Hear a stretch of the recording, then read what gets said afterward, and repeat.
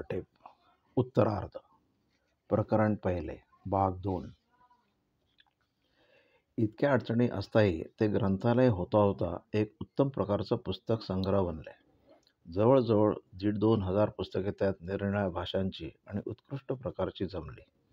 ज्या तिघांनी बारीस संतुष्ट ठेवण्याकरता प्रथम ग्रंथालयात पुस्तक ठेवण्याचे नाकारले, त्यांनीही लवकरच आपली पुस्तके त्यात दिली आणि इतरांची वाचायचा अधिकार मिळवला.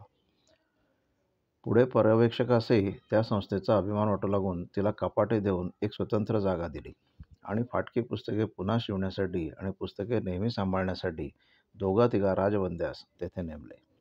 ते बांधकाम इतके उत्तम करू लागले की सरकारी कार्यालयातील मोठमोठी पुस्तकेही तिथेच बांधण्यास येऊ लागली. त्याविरहित राजबंदीवानात चित्रकार असलेल्या 1-2 युरोपियन अधिकाऱ्यांपैकी पुष्कळांचे प्रकाशलेख मोठे करण्याचे कामही करण्याची अनुज्ञा मिळून तेही तेथेच होऊ लागले. राजबंदीवानातील 2-4 एक बौद्धिक कार्य करण्याची आणि हस्तकष्टातून मुक्तता मिळवण्याची ही उत्तम सोय सापडली. ही सापेक्ष विसाव्याची आणि वांछनीय जागा अर्थातच ग्रंथालय काढण्यासाठी ज्यांनी भांडणे केली त्यापैकी कोणासच मिळाली नाही हे अपेक्षेनुरूपच होते. ज्यांनी ग्रंथालयास विरोध केला त्यांनाच या जागेचा लाभ प्रथमतः देऊन बारी त्यांच्या ऋणातून मुक्त झाला, तेही साहजिकच होते. त्या ग्रंथालयात बंगाली भाषेतील राजा राममोहन, विद्यासागर इत्यादी पुरुषांची चरित्रे, नवीनसेन राय, रवींद्रनाथ इत्यादिकांचे बहुतेक ग्रंथ, जोगेशचंद्रादिवच्या ग्रंथावळ्या, उभे महाभारत, उभे रामायण, योग वसिष्ठ इत्यादी उत्तमोत्तम शेकडो ग्रंथ होते. मासिके आणि विवेकानंदांची व रामकृष्णांची चरित्रे आणि ग्रंथ यांच्यात किती प्रती होत्या ते पुसूच नये. बंगाली वाङ्मयाचा अभ्यास आम्ही तेथे यथेच्छ केला. लंडनमध्ये 1857च्या क्रांतियुद्धाचा इतिहास लिहिताना आम्हास बंगाली पुस्तकांचे प्रथम दर्शन झाले. रजनीकांत बाबूंचा शिपाओ ओदेर इतिहास हा ग्रंथ त्यास काही नवीन सापडते का म्हणून आम्ही तिथे एका बंगाली मित्राकडून वाचवून घेतला होता. आम्हास बंगाली वाचण्यास आणि बोलण्यास येऊ लागले तरीही अक्षरे लिहिता येत नसत. याचे आम्हालाही नवल वाटे, पण मी शिकलो. अजूनही बंगाली वाचता येते. दृष्टीला अक्षरे अवगत आहेत, पण लिहिताना विस्मृती होते. हातांना अक्षर ओळख फारशी नाही.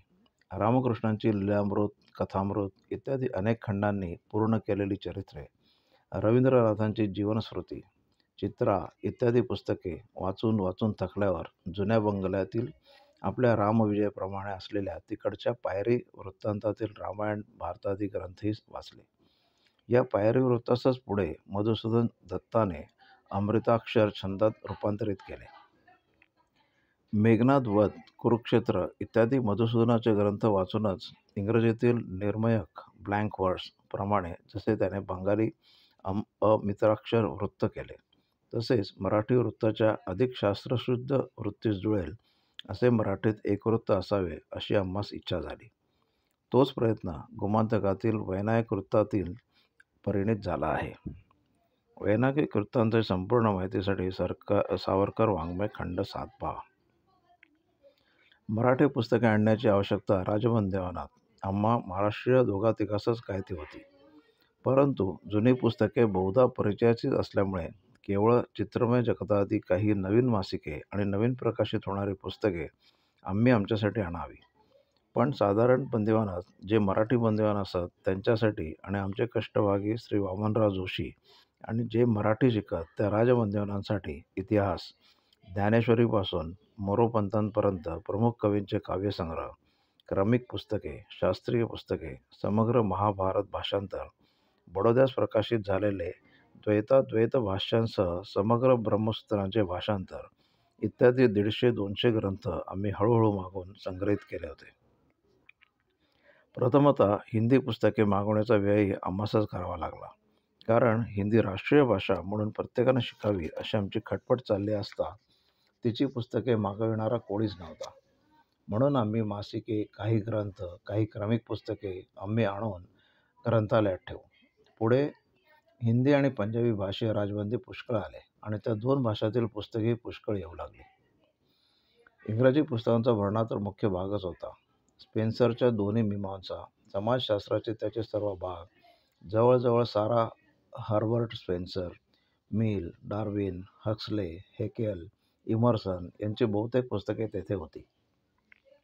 कार्लाइल, मॅकॅले, गिबन यांचे इतिहास, शेक्सपियर, मिल्टन, पोप यांचे समग्र ग्रंथ, अबाटचा नेपोलियन, बिस्मार्क, गॅरिबाल्डी, मॅझिनी इत्यादिकांची चरित्रे, इटली, इंग्लंड, अमेरिका, हिंदुस्थान यांच्या इतिहासावरील प्रख्यात ग्रंथ, डिकन्स, टॉल्स्टॉय, क्रोपोटिक यांचे बहुतेक ग्रंथ, विवेकानंदांच्या आणि रामतीर्थांच्या सर्व ग्रंथांच्या 3-3 प्रती, ट्रिक्स आणि नीट्से यांचे राजनीतीवरील निबंध, प्लेटोचे रिपब्लिक, स्टेट, कॉन्ट्रॅक्ट इत्यादी शासनशास्त्रीय प्राचीन आणि अगदी नव्यातील नवीन ग्रंथ अशी कितीतरी उत्तमोत्तम पुस्तके तिथे राजबंदिवानांनी संग्रहित केली होती.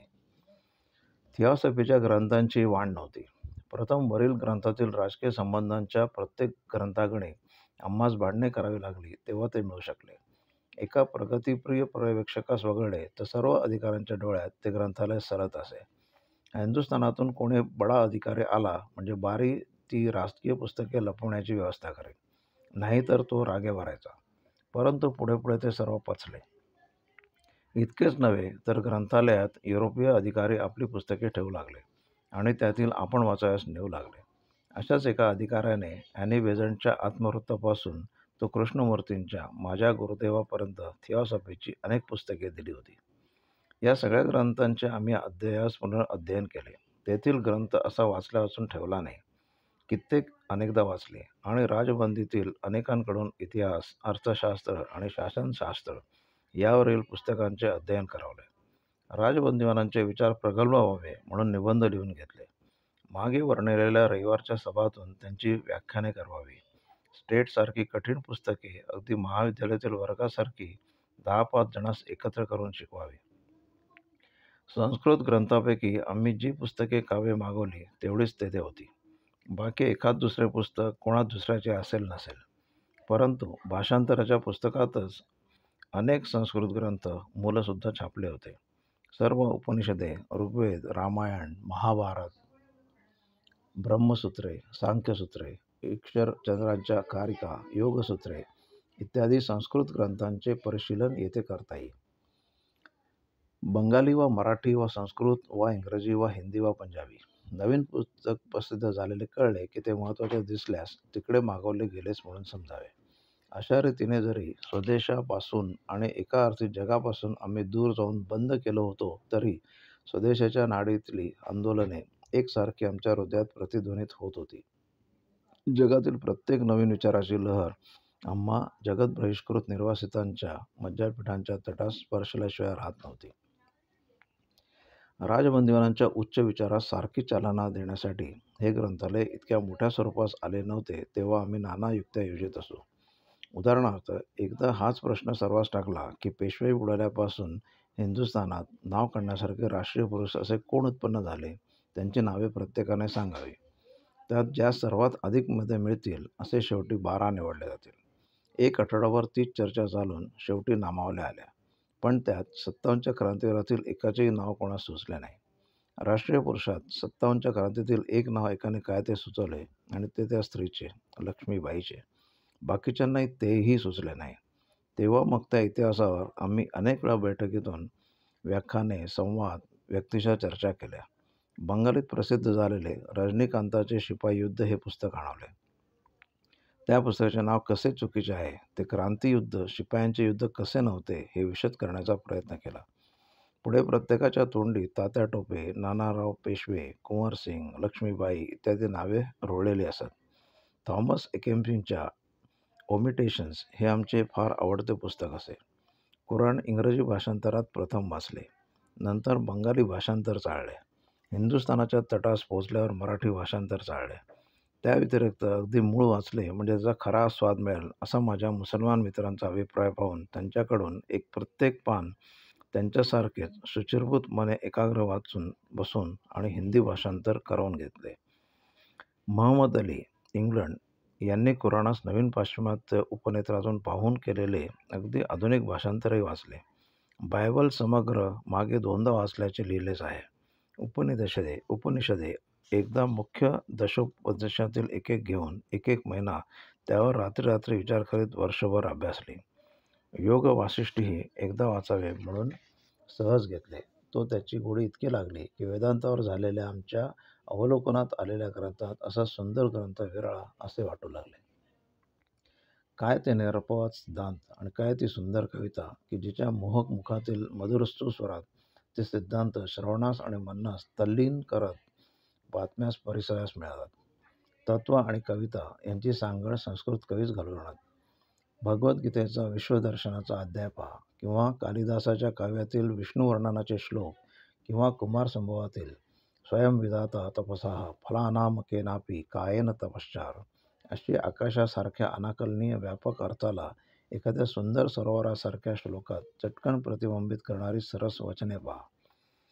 आणि खरोखरच कवितेचा आणि तत्वाचा विरोध असणेच अशक्य आहे. कविता सौंदर्यास बोललेली आणि सौंदर्य तेच की जे निरपवाद परिपूर्ण आनंद देते, तेच सत्य. इंद्रिय मन बुद्धी यांच्या विरोधास लवलेशही वाव न उरू देता जे शंकाकुल आत्म्यास एकाएकी निसंशय आणि संपूर्ण समाधानात डोकावते ते सत्य, तेच समाधान आणि समाधीचे सौंदर्य. आणि म्हणूनच कविता तेथेच होऊन आपल्या कामाची परमतृप्ती पावते. हे वेदांतविषयक ग्रंथ वाचताना अनुभव आम्हास वारंवार यावा की तात्काळ शिराशिरा किंवा तंतुतंतू ढिला होऊन तल्लीन होऊन पुन्हा कर्माच्या निरर्थक उठाठेवीत पडण्यास अगदी इन्कार करतात. कर्मोत्सवास पार मावळून जाईल. नैष्कर्य सिद्धी परमा हे शब्द सारखे गुणगुणत. स्वदेश सेवा, परोपकार, मूकदया इत्यादी अत्युदार भाषाही क्षणिक आणि पोरखेळ वाटू लागत. ही स्थिती भूगर्भशास्त्रातील किंवा ज्योतिषशास्त्रातील पुस्तके वाचताना पण निराळ्या कारणांमुळे होय. या शास्त्रातील कालाचे आणि सृष्टीचे त्रासदायक भव्यत्व पाहून आणि पृथ्वी आणि व्यक्तिजीवन तुच्छसे होऊन निराशापूर्ण कर्म वैफर्थ वाटावे आणि दुःख व्हावे. परंतु वेदांताच्या सुंदर सिद्धांताच्या आनंदात कर्माचे वैवर्त्यस दुःखदायी होत नसे. बाहुलीचे खेळणे आहे हे कळून जाऊन होणारा हिरोप मिळत त्या खेळण्याच्या आनंदातून आनंदपटीने देणारी ती प्रत्यक्ष सखीच मिळाल्याने नाहीसा होऊन तो कर्माच्या भुसाच्या बाहुलीचा त्याग सुखकारक होई. भौतिक शास्त्रांनी कर्मवियोग होऊन त्रास वाटे. वेदांताने कर्मत्याग करावासाच वाटून तो सुखकर होई. कित्येक वेळा योग वसिष्ठादी ग्रंथांचे श्लोक म्हणता म्हणता हातातले दोरखंड हातातच राहून मन इतके कर्मपरामुख व्हावे की तासन तास अवयव देहास आहेत की नाही याचे भानही उरू नये. पाऊल पुढे पडू नये, वाटे सर्व सोडून द्यावे. प्रचार कार्य देखील केवळ पोरखेळ भासावा. शेवटी प्रकृतीने प्रवृत्तीस बळेबळे स्फुरवून कार्यास झुंपवावे. उलट पक्षी इतिहास आणि भौतिकशास्त्रे वाचित गेल्यास स्वाभाविक कार्यलालसा केव्हा केव्हा इतकी प्रदीप्त व्हावी. महायुद्धाच्या, हिंदुस्थानातील तत्कालीन क्रांतिकारक आघात प्रत्याघातांच्या, रशियातील झारासारख्यांची सिंहासने चक्काचूर झाल्याच्या बातम्या ऐकताच कर्मशतकी इतकी अनावर होऊन उठे की वाटे बुक्कीसरशी या तुरुंगाच्या भिंतीत धुळीस मिळवू आणि तो पूर्वोक्त हिंदुस्थानाचा ध्वज उभारून मरणाच्या क्षेत्रात आत्ता उडी घ्यावी. कर्माच्या आणि नैष्कर्माच्या अशा परस्पर विरुद्ध झुंजी रिकाम्या मनाच्या मोकळ्या मनावर अशा सारख्या चालत असत. त्या पाहून कधी कधी स्वतःलाच हसू यावे. तथापि त्यांच्या समन्वयाचा विचार करण्याचे हे स्थल नव्हे. म्हणून तो तथापि तेथे तसाच थोपवून पुढील वृत्तांत कथनास आरंभ करण्यास युक्त. कारागाराबाहेरील फिरते ग्रंथालय. बंदीशाळेतील ग्रंथालयाचा प्रथमतः राजकीय बंदिवानासच उपयोग होत असे. परंतु साधारण बंदिवानातही कित्येक सुशिक्षित बंदिवान आलेले असत. त्याविरहित राजबंद्यांच्या सहवासाने प्राथमिक शिक्षण त्यांच्यापाशीच संपादिलेल्या लोकातही कित्येक असे बुद्धिमान लोक निघाले की त्यांच्यात इतिहासाधिक वरिष्ठ प्रतीची पुस्तके वाचण्याची योग्यता आणि आतुरता उत्पन्न झाली होती. त्यांच्यासाठी हिंदी, मराठी इत्यादी देशी भाषात एक चांगले ग्रंथालय उघडणे अवश्य झाले. पण ते उघडावे कुठे, कसे आणि काय मार्गाने? अंदमानाच्या अधिकाऱ्यांच्या वचनाविरुद्ध आणि ज्ञानार्जनाविरुद्ध असलेल्या विलक्षण प्रवृत्तीमुळे बंदिवानास वाचण्याची चोरी झालेली. एक वेळ तंबाखू खाणे, चाड्या करणे आणि इतर व्यसने उपभोगणे उघडपणे करता येईल, पण 10 जणांनी एकत्र चालवलेली ज्ञानार्जनाची संस्था उघडपणे स्थापित करणे अगदी अशक्य झालेले. तेव्हा मग ज्या संस्थेचा उल्लेख केला त्या अप्रकट संस्थेच्या निधीतून मोठमोठ्या देशांचे इतिहास, अर्थशास्त्राची पुस्तके, उत्तम ऐतिहासिक कादंबऱ्या बंदीशाळेबाहेरच्या हिंदी अबंदिवान अधिकाऱ्यांच्या पत्त्यावर मागवण्याचा क्रम चालवला. ही पुस्तके एकत्र न ठेवता काही याच्याजवळ तर काही त्याच्याजवळ अशी विखरून ठेवावी. परंतु चालकाने ती आळीपाळीने बंदिवानांकडून घ्यावी. पुढे पुढे बाहेर गेलेल्या बंदिवानांकडून तेथील स्वतंत्र लोकात जसा प्रचार वाढला तसा त्यांच्या नावावर हिंदी मराठीतील बहुतेक प्रमुख वर्तमानपत्रेही आणवली गेली. स्वदेशात ज्यास वर्तमानपत्र कशाशी खावे हे माहीत नव्हते, अशा बंदिवानास प्रथम नियम म्हणून वर्तमानपत्रे वाचावयास लावावे. अखेर इतकी रुची उत्पन्न करता आली की वर्तमानपत्र येताच ते वाट्यास येईनासे झाले. एकाने संधी पाहून लपून ते वाचावे आणि 10-10 जणांनी ऐकावे. पत्र आधी मला की तुला म्हणून भांडणे होताना पहा आम्हास आनंद वाटे.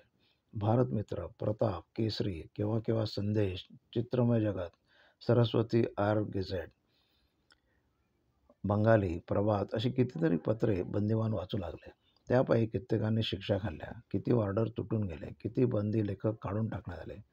पण वृत्तपत्रे बंदिवानात प्रचार पावतच होती आणि त्यातील बहुतेक आम्हा राजबंदिवानास थेट बंदिशालेतील कुलपे ठेवलेल्या खोल्यातून वाचावयास मिळून अदृश्य होत होती. त्या व्यतिरिक्त बाहेरचे हिंदी मोठमोठे अधिकारी होते, त्यांच्यासाठी जी आम्ही एक राजनैतिक ग्रंथांची टिप्पणी करून ठेवली होती, तीप्रमाणे ते इंग्रजी व देशी पुस्तके आणून वाचित असत. प्रत्येक ₹150 पगार मिळवणाऱ्या अधिकाऱ्यांपाशी एक घरचे टुमदार ग्रंथालय असावे असा आमचा आग्रह असे आणि कित्येकांनी तो पुरवलाही. इटलीचा इतिहास, फ्रान्सचा इतिहास, मिलचे अर्थशास्त्र, विवेकानंदांचे ग्रंथ आणि हिंदुस्थानी इतिहासावरील दत्त, राय डेव्हिडचे बुद्धकालीन हिंदुस्थान, अशोकादी चरित्रे अशी 25 पुस्तके त्या अधिकाऱ्यांकडून हर प्रयत्नाने वाचून घेण्यात येत. या बंदिशालेबाहेरील ग्रंथालयाचा एक विशिष्ट उपयोग असा होऊ लागला की बंदिशालेतील आमच्या ग्रंथालयात जी पुस्तके अवाचनीय वा भयंकर म्हणून येऊ लागली देत नसत, ती आम्ही त्या बाहेरील ग्रंथालयातून मागवावी. रशियन राज्यक्रांती झाल्याबरोबर तिचा इतिहास, 57च्या क्रांतीची हिंदी पुस्तके, टिळकांची व्याख्याने, लाला लजपतरायांची गॅरिबाल्डी अशी कितीतरी पुस्तके आणि विशेषतः जी बंदिशालेत येणे अगदी दुर्मिळ ती वृत्तपत्रे या बाहेरील फिरत्या ग्रंथालयातच आणली जात आणि नंतर हस्ते परस्ते ती बंदिशाळेत अप्रकटपणे आणून इंग्लिश न जाणणाऱ्या आणि अवश्य तेव्हा जाणणाऱ्या राजबंदिवानास वाचावयास देण्यात येत. बंदिवानास शिकवण्याचा दुसरा उपयोग झाला तो हा की त्यास साधारण वाचणे, लिहिणे, अंकगणित येताच आणि इंग्रजी 2-3 पुस्तके होताच त्यास मुन्शी होता येईल. त्यायोगे आमच्या शिक्षणात प्रवीण झालेले देश-हितैषी हिंदू बंदिवान बंदिशाळेत, कार्यालयात आणि बाहेरील जिल्ह्यात लेखकांच्या आणि इतर बंदी अधिकाऱ्यांच्या जागेवर नेमले गेले. त्यायोगे त्यांच्या हस्तकष्ट तर दूर झालेच, त्यांच्या गाठीस 4 रुपये बांधले गेले. पण प्रचाराच्या दृष्टीने महत्त्वाचा लाभ झाला तो हा की जसजशा वर्चस्वाच्या जागा या सार्वजनिक कळकळीचा काहीतरी गंध असलेल्या लोकांच्या हातात पडू लागल्या, तसतसा स्वदेशी व्रताचा आणि स्वदेशी पक्षाचा प्रचार बंदिवानात आणि स्वतंत्र वसाहतवाल्यात वाढण्यास फार उपयोग होऊ लागला आणि त्यामुळे सरकारी कामात अयोग्य व्यत्यय तर आलाच नाही, परंतु उलटपक्षी बंदिवानात देशाभिमानात उदात्त भावनांचा काहीतरी उदय होऊन त्यांची मानसिक आणि नैतिक सुधारणा होत गेल्याने व्यसनासक्तता, दुष्टपणा, घातपात इत्यादी दुर्गुणांपासून होणारी भांडणे कमी होऊ लागली. वसाहत वसवण्याचे जे मुख्य ध्येय बंदिवानांची सुधारणा हे असायला पाहिजे होते, तेही थोडे बहुत साध्य होऊ लागले. यासाठी वास्तविक या प्रयत्नास सरकारने उत्तेजन देण्यास पाहिजे होते. वास्तविक सर्वांसच त्यायोगे समाधान वाटायला पाहिजे होते.